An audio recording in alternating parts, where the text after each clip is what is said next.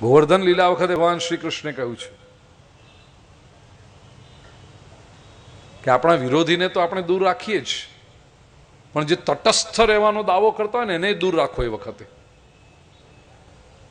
આ તટસ્થો વાળા બહુ ડેન્જરસ. અમારે તો તમે બરાબર ને પેલો એ બરાબર, તો જા પેલાના જ ખોળામાં બેસ. પેલો બરાબર ને ત્યાં જ બેસ, તું મારે જોઈતો જ નથી. તું એ બંને પક્ષે જે વહાલા થવા જતા હોય ને બહુ ડેન્જરસ માણસો છે. આપણે શું કામ કોઈની હારે બગાડીએ?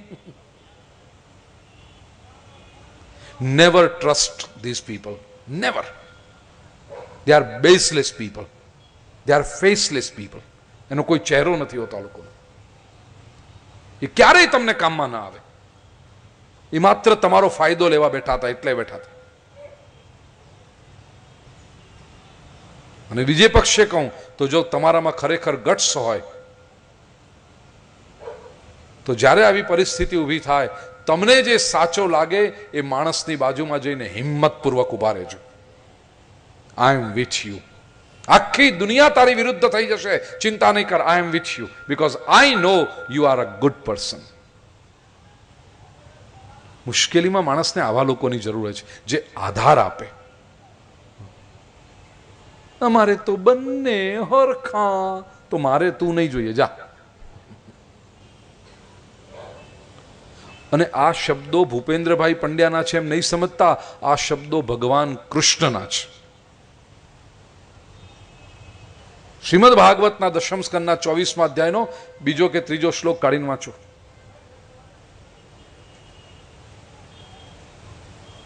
લાવ તો ભાઈ, બીજો ભાગ લાવ. 24મો અધ્યાય. હું તમને શ્લોક કહું.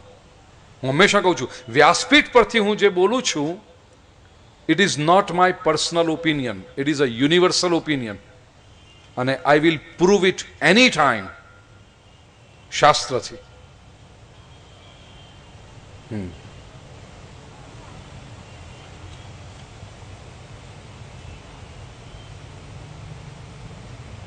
હા, 5મો શ્લોક.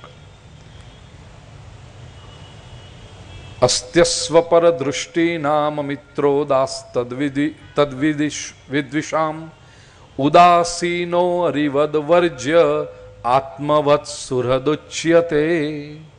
ઉદાસીનો અરિવત વર્જ્ય. ઉદાસીન એટલે બંને બાજુ ઢોલકી વગાડવા વાળો. એને અરિવત વર્જ્ય. અરી એટલે દુશ્મન.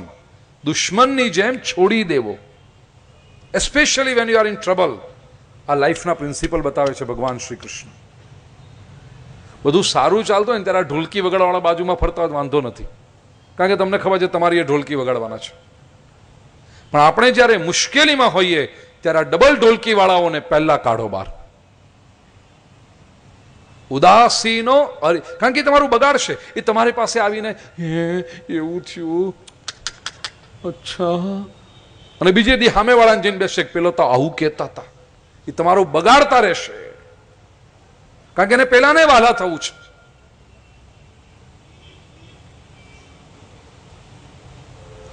ભગવાન શ્રી કૃષ્ણ કહે છે, ઉદાસીનો અરિવદ વર્જ્ય આત્મવત સુહૃદુચ્યતે. જે તમારો વફાદાર છે એ સુહૃદ છે. હી નો